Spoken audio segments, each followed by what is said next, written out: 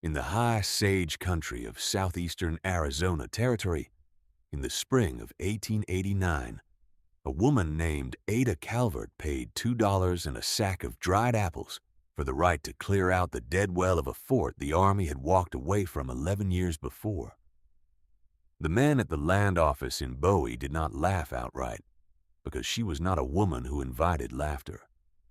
But they smiled at one another over the ledger when she signed her name. They told her the well had been dry since before the soldiers left, that it had been sounded once with a weighted line, and found to be nothing but a hole full of broken rock and old refuse, and that anything of value had been carried off long ago by scavengers who had picked the place clean. She thanked them, folded the receipt into the breast of her coat, and walked back out into the wind. What she did not tell them, because it wasn't their concern, was that she had not come for value. She had come for a name. The fort had no proper name anymore, only the one the freighters used, Camp Verde Crossing, though it sat nowhere near the Verde and crossed nothing but a wash that ran 3 weeks a year. The Army had built it in haste during the last hard years of the Apache campaigns and abandoned it the moment the need was gone, the way the Army abandoned everything, by loading what could be loaded and burning a little of what could not. 11 years of sun and wind had done the rest. The adobe walls had slumped at their shoulders. The roofs were gone. The parade ground was a flat of cracked earth where nothing grew but the toughest grama grass, and at the center of it stood the stone collar of the well, a ring of mortared rock waist high, capped with a slab of weathered pine that someone had laid across it and forgotten. Ada had seen many such places. She knew already, before she ever set down her tools, that most of what she had been told would prove true. The well would be choked with rubble. The labor would be long. The reward, by any measure a land office clerk would recognize, would be nothing at all. She knew this, and she had come anyway. And that is the part of the story the clerks could not have understood. So we will not fault them for smiling. Stay with this one. What she pulled out of that hole was worth more than anything the soldiers carried away, and it had been waiting in the dark for somebody patient enough to go down after it. Ada was 29 years old that spring, and she had been on her own for most of 4 years. Her people had been well diggers and stone setters, a trade that doesn't make a family rich but keeps it fed and keeps it moving. And the man who had taught her everything she knew was her Uncle Silas, her mother's brother, who had taken her in when the fever took her parents and had treated her not as a burden, but as an apprentice. Silas Reed had been a sinker of wells across 3 territories, a man who could read the bones of the ground the way other men read print, and he had died 2 winters back of a cough that settled in his chest and would not leave. He had left her his tools. He had left her more than the tools, a way of working that she carried in her hands like a second skeleton. He used to tell her that a well was an honest thing. A well could not lie about what the ground held, he said, because a well went down through the layers in order, and the layers told the truth whether a man wished to hear it or not. Sand, then gravel, then the gray clay that meant water near, then the water itself. Read them in order, and the ground would never deceive you. It was the only honest accounting on the whole frontier, he said, because it could not be falsified by anybody's pen. She thought of that often. She would think of it again before this was over. She made her camp at the edge of the parade ground, in the lee of a fallen wall, where the wind broke and she could keep a small fire. She had a mule named Tom, a patient gray animal Silas had bought green and broken to the windlass, and Tom would do the lifting once the lifting began. She had a windlass of her own design, an iron crank and drum she could bolt to a timber frame and rig over the well mouth. She had buckets, rope, a short crowbar, a long pry, 2 lanterns, and the spade and the trenching tools that had been her uncle's. She had, folded in oilcloth at the bottom of her satchel, the only thing she owned that was not a tool, which was a tintype of Silas standing beside a finished well with his hat pushed back, squinting, not quite smiling. She did not look at it often. She knew it was there. On the first morning, she pried the pine slab off the well mouth, and the smell came up at her, cold and mineral and old, the breath of a hole that had been closed a long time. She lay on her stomach on the stone collar and lowered a lantern on a cord and watched the small light go down and down until it found bottom. And what she saw was rubble, exactly as promised. A tumble of broken stone and rotted timber perhaps 30 feet down, with the dark space of the shaft narrowing above it. The well was deep. Whoever had sunk it had gone after water with real determination, which told her something about the men who built the place, that they had meant to stay, whatever the army later decided. She sat back on her heels and looked at the ruined fort around her in the early light, and she let herself feel for one moment the size of the thing she had taken on. Then she got up and began to build the frame for the windlass, because feeling the size of a thing is not the same as being stopped by it, and Silas had taught her the difference. It is worth saying plainly why she had come, since by now you are wondering, and the answer reaches back to a thing that happened at this fort before it was ever abandoned. 4 years earlier, when Ada was still traveling with Silas, they had taken work in the town of San Marcial, a railroad town to the east, and there Silas had fallen into talk one evening with an old soldier named Adlai Granger, a man who had served at Camp Verde Crossing in its last year and had been drummed out of the army under a cloud. Granger drank, and drinking men tell stories, and most of what they tell is wind. Granger, though, had told a story that Silas could not shake, and he had repeated it to Ada more than once in the years after, turning it over the way a man turns a stone he suspects is more than a stone.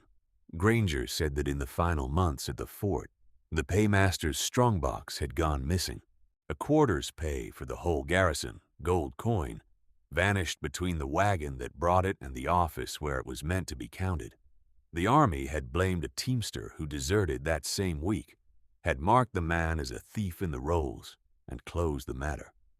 Granger, though, swore the teamster was an honest fool who had run for reasons of his own, and that the gold had never left the fort at all.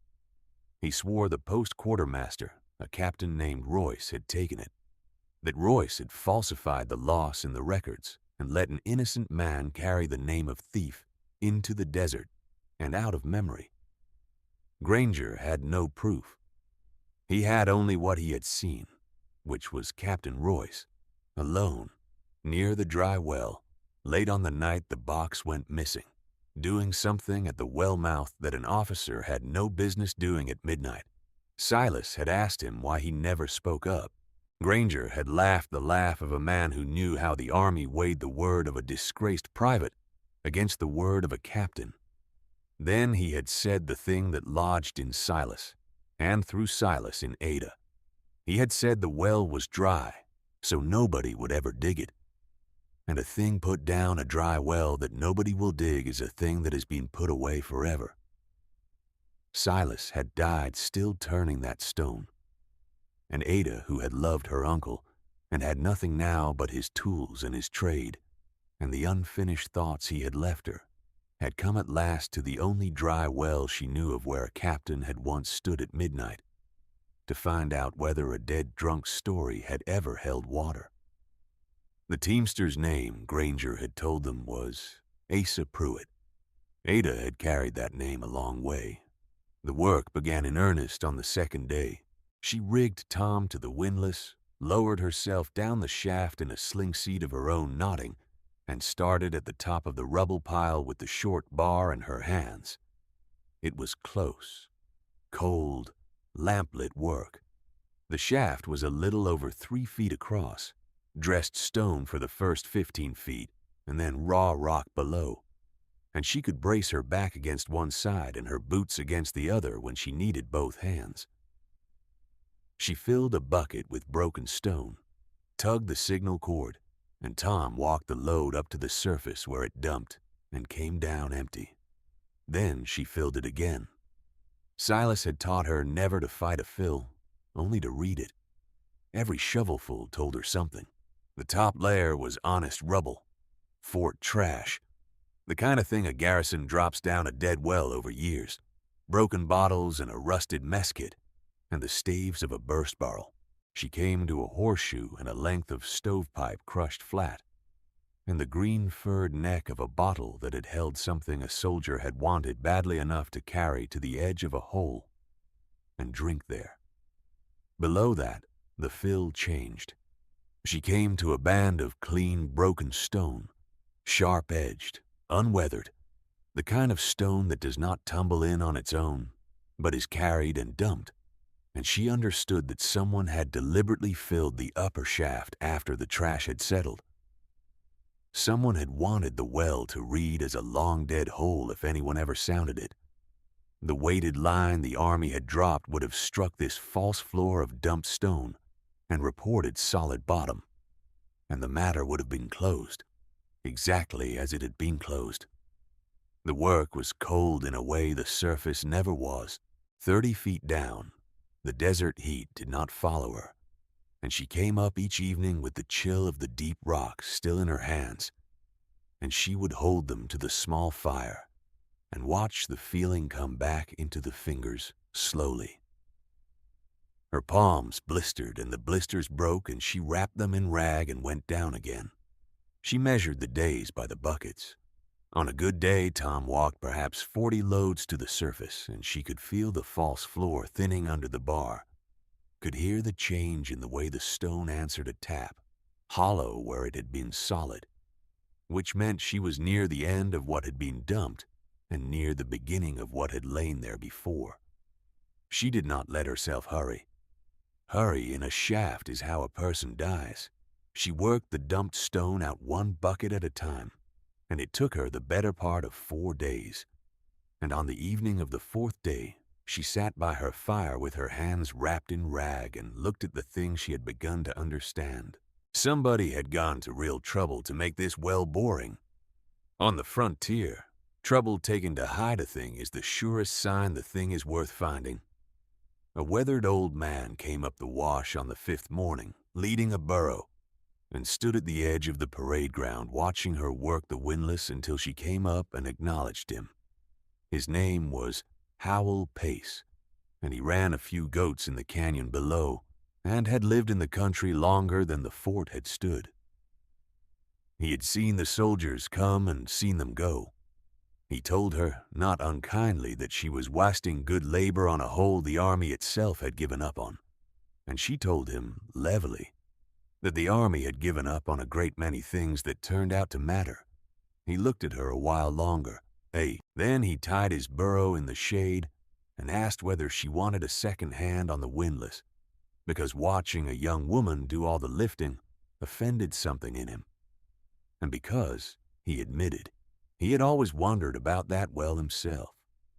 He took off his coat and folded it on a stone and rolled his sleeves to the elbow, and his forearms were the corded, sun-dark forearms of a man who had worked outdoors for 60 years, and he took the crank from her and turned it without being shown how, which told her he had run a windlass before, somewhere, in some other life the country had handed him.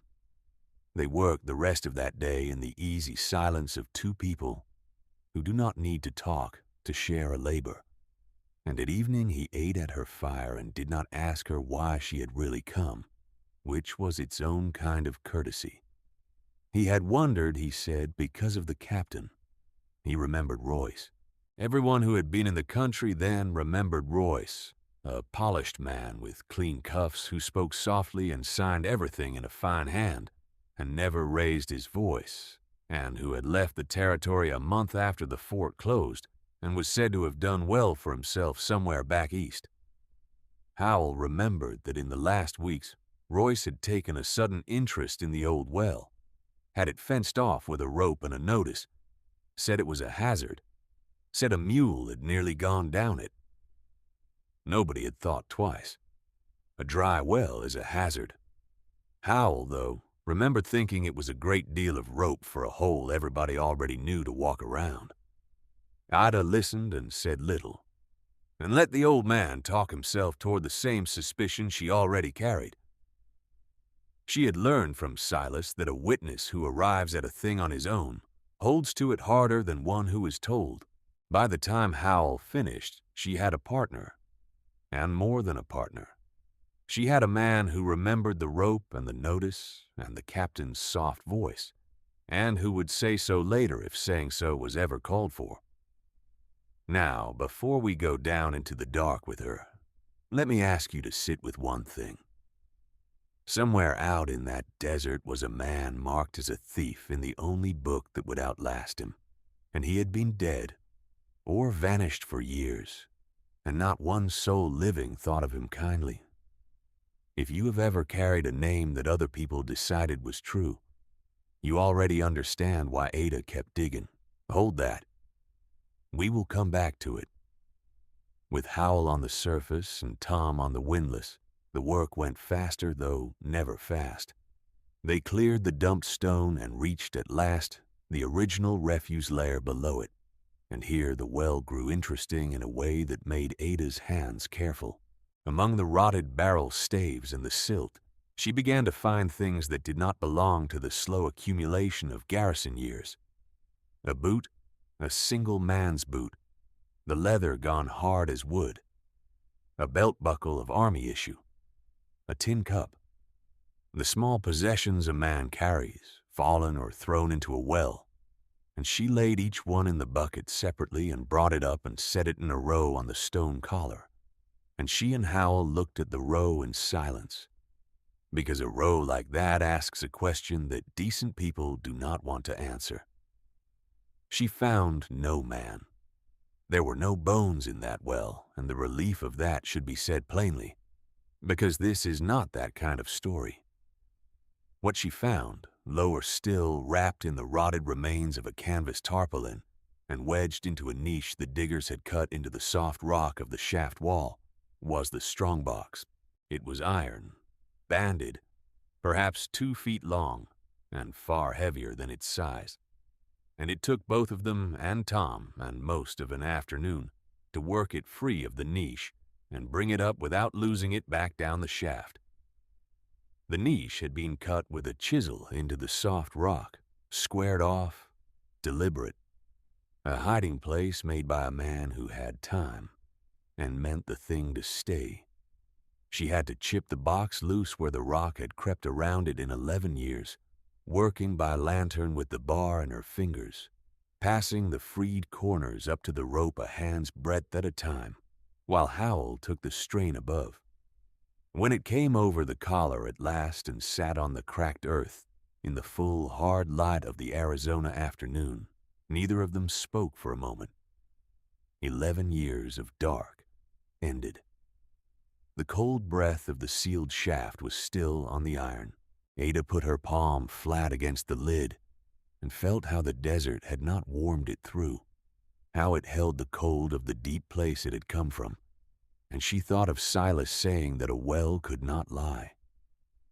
The lock was rusted past any key, if a key had ever existed.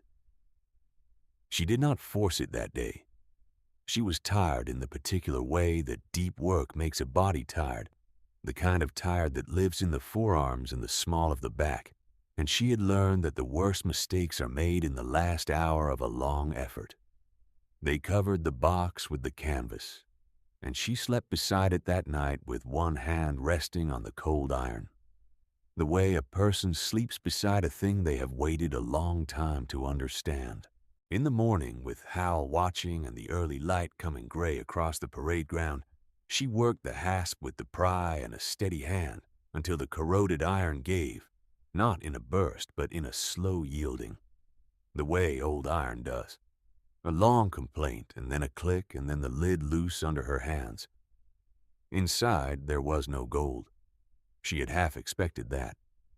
A quarter's pay in coin would have been a great weight, and the box, heavy as it was the weight of its own iron, and not of treasure. What lay inside instead? was paper, sealed against the damp inside a soldered tin sleeve that had done its work. And the paper was worth more to Ada Calvert than any coin the Army ever minted, though it would take the careful unfolding of the next several days to understand why. There was a ledger, a small bound paymaster's ledger, the ink browned but legible, and beside it a sheaf of loose receipts and a single letter. And as Ada read them by daylight on the stone collar, with the old man Howell holding the pages flat against the wind, the whole shape of the old wrong rose up out of the dark as plainly as the box had. The ledger was not the Army's official book. It was a second book, a private one, kept in the same fine hand that Howell had described signing everything at the fort. It recorded in patient detail what the official rolls did not. It recorded that the quarter's pay had not been lost at all. It recorded sums moved and sums hidden, names of men charged for stores they never drew, a long, quiet siphon of money run for years through the honest-looking columns of a frontier post by a man who understood that nobody audits the dead and the discharged. And it recorded, in an entry dated the very week the strongbox vanished, a calm notation that the loss had been entered against the teamster, Asa Pruitt, deserter, and the books thereby balanced. A man does not keep such a book to confess. He keeps it because a thief who steals at scale must himself remember what he stole, and from whom, lest his own lies trip him. The very thoroughness that had let Royce rob the post for years was the thoroughness that, finding its way down a dry well and waiting 11 years in the dark, now undid him. He had put the second book where no one would ever dig, and he had been right about the well and wrong about the patience of the people the world throws away. The letter was the worst of it and the truest. It was in Royce's hand, unsent, perhaps never meant to be sent, a draft of a thing a guilty man writes to himself in the language of a confession he intends to bury. In it, he set down, coldly, that the teamster Pruitt had seen too much and had run before he could be silenced by other means, and that the desertion was a gift, a ready-made culprit, and that the captain had only to enter the name, and the matter was closed. He wrote that he felt the want of conscience as a man feels the want of an old injury, faintly, in cold weather.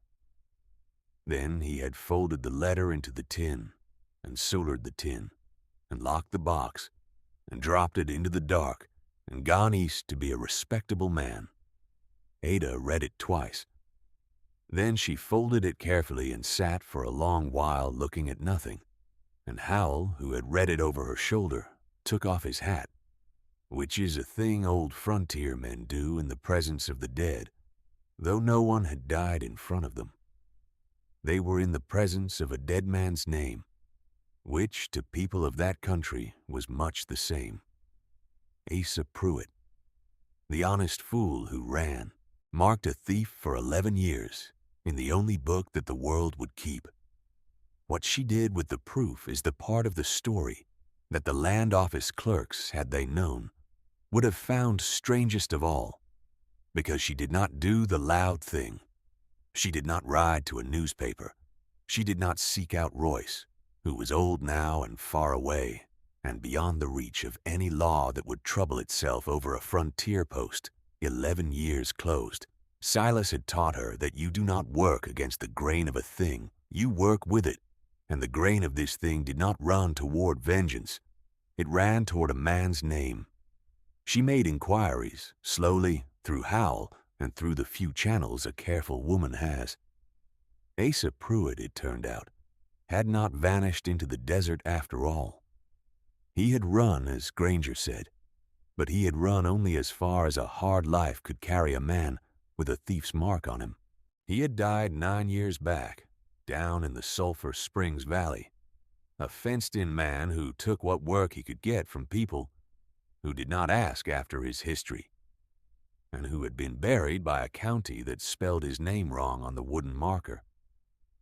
He had left a daughter, though, a woman near Ada's own age, named, Cora Pruitt, who had grown up the child of a man everyone said was a thief, and who had stopped long ago telling people her father's name. Ada Calvert rode 2 days to find her. She did not go with the ledger held up like a banner. She went with the box itself, and the boot, and the tin cup, and the papers wrapped again in clean oilcloth.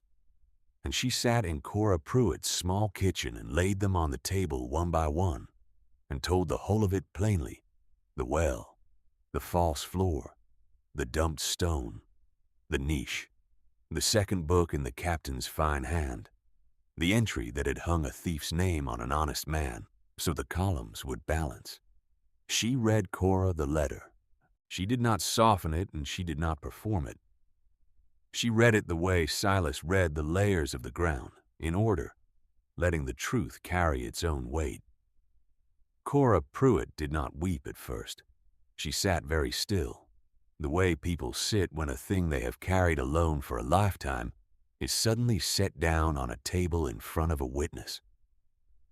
The kitchen was small and clean and poor, a kettle on the stove, and a window that looked out on a yard of swept dirt, and the iron box sat in the middle of the plank table between them, too large for the room, bringing its old cold into a warm place. Cora looked at the boot a long time before she touched it. She turned it in her hands and set it down again.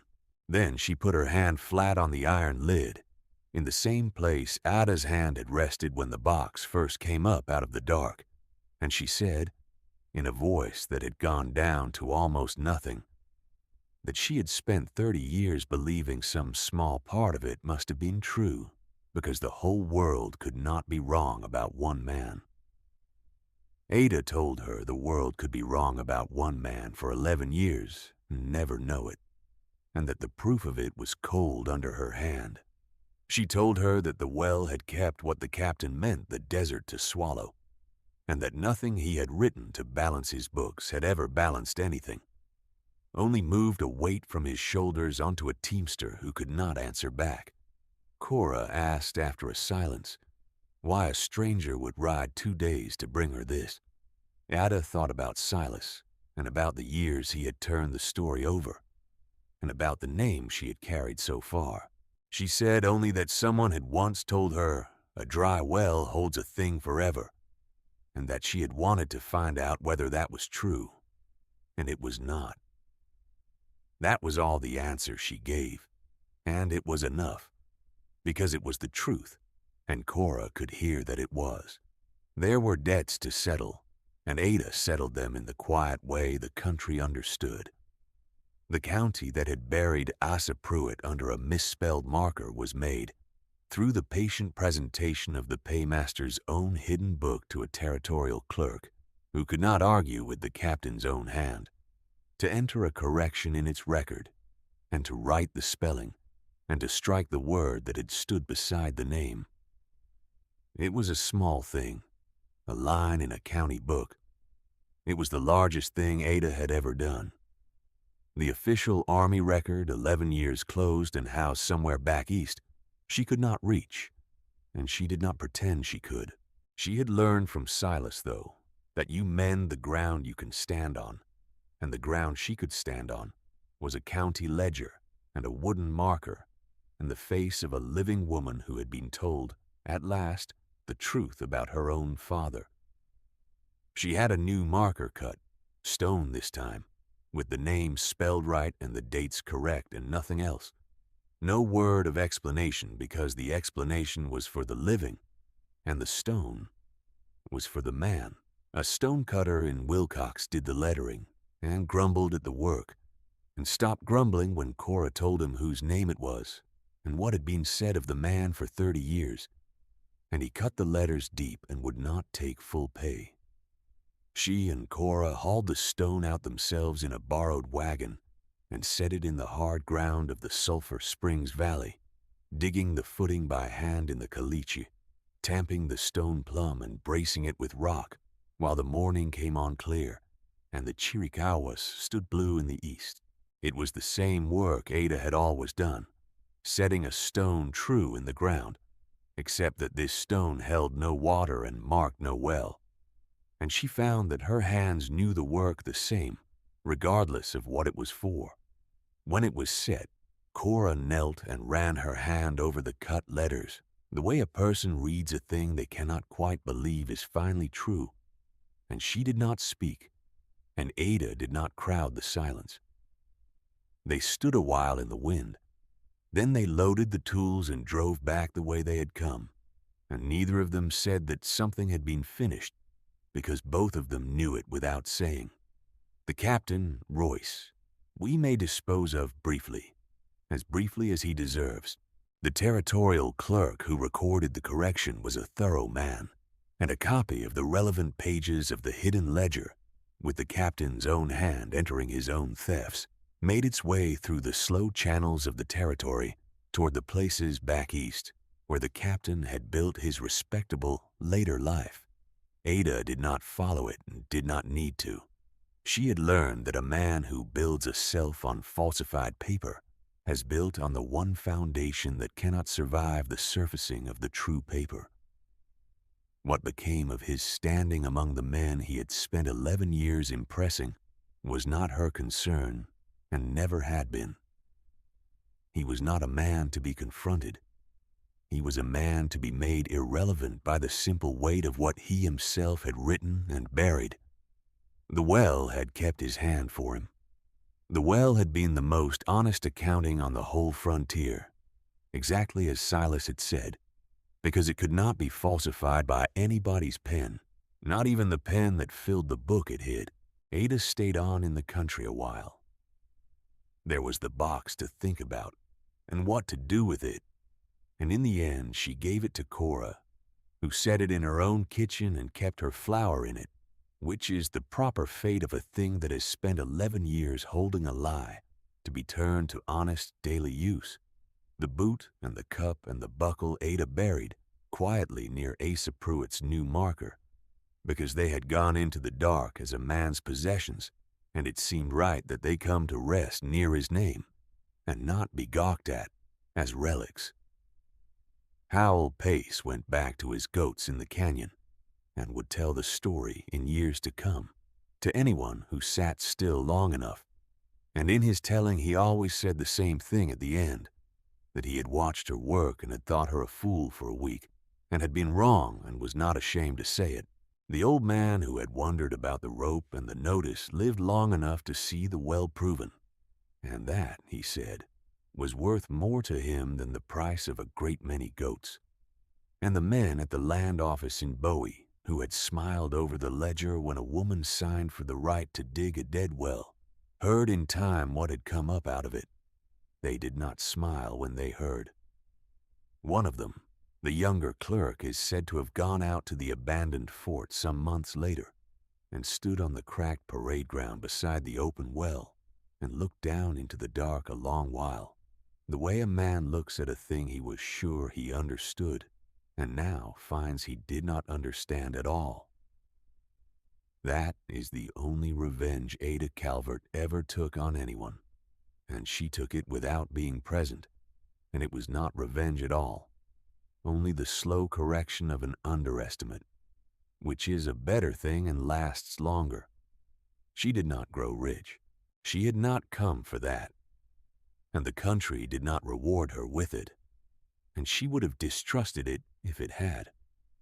What she carried away from Camp Verde Crossing was the same thing she had carried in, her uncle's tools and her uncle's way of working, except that now she also carried the knowledge, settled and certain, that the way of working was true, that a thing put down a dark hole to be forgotten is not safe there forever, that the layers tell the truth in order, whether anyone wishes to hear them or not.